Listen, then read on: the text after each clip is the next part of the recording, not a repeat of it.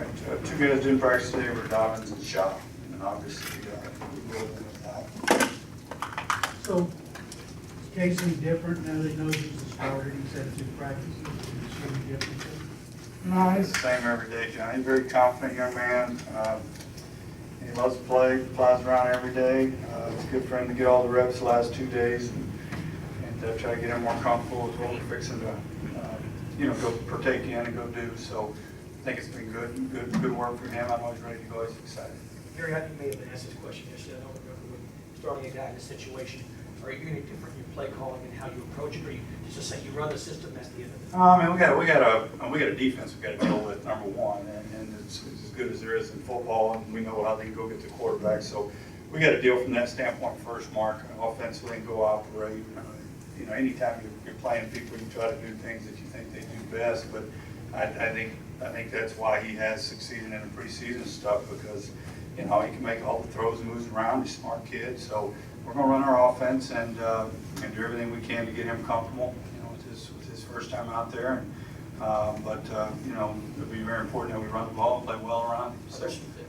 There's some things that you can do because you've been there and done that to help him, I don't know what the right terminology, stay calm and all that kind of stuff going into a first I mean, he's going to be going 100 miles an hour. He's going 100 miles an hour a day. So wait till he walks in there and hears that noise. So I know what he's fixing to walk into. I know he's played in some big stadiums, but it'll be nothing more challenging than this, but he's not going in there by himself. Is he here on the tight end situation where you guys used him? You get Jared obviously filling in for Owen, Ryan Griffin. Talk about the importance of keeping him involved. Oh, we miss OD. It's a big piece of what we do, and so we miss him. We played a little bit more two backs last week.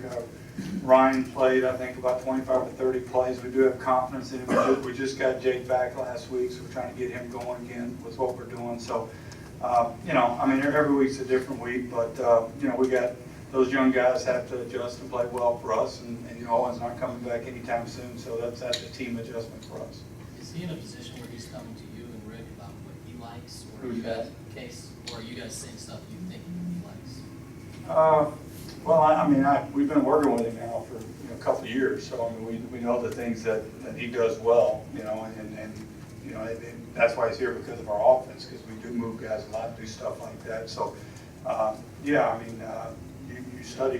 obviously think about the things that he's comfortable with.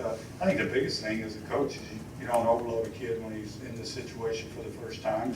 So that's been the biggest point of emphasis for us, is to get him comfortable. Everything, getting in and out of the huddle with the noise we're fixing to face, the adversity you're fixing to face from that standpoint. You want him comfortable so he can go play and his reactions take hold. You mentioned the noise a couple times, but Cushing just said, he goes, hey, loud is loud, and I know you prepare for that each week. Is there a difference in some places? Cushing doesn't call plays, so it's a little different when you're out there, just playing in that atmosphere. He's right, loud is loud, but when you're the guy running a huddle with all those guys and trying to get everybody in the right position and lined up, heading in the right direction, there's a lot of challenges. So we're trying to help him from that standpoint. But he's got a lot of people to control, not just one. So it's a very difficult place to play. I know that. I've been there, and I know the way it's rocking right now. The way they're playing, it's going to be even more difficult. But that's a challenge we need as a team, and we're going to play well as a team. Gary, with it, as loud as it's going to be there, and being it's Casey's first game, would you consider at the coin toss deferring, let the defense go on the field, letting them see if they can get something started, and maybe getting a turnover before you put Case out there with the offense? I don't know what I want to do. We'll see. How's the morale when you dropped the news to the offense and the team that Case was going to start? What was the reaction? Well, we bounced around really good this week. I think anytime you make decisions, tough decisions as coaches, there's always going to be maybe guys that didn't think that's the way you were going to go. That's okay. They're human. I tell them that all the time. But the one thing our guys do is I'm honest with them and what I'm going to do. And I told them I'd be the first ones I talked to when I made a decision. That's what we went about it yesterday. And they've responded. They've been really behind the kid. They understand his challenge as a player, and they understand the best thing they can do is play well around him.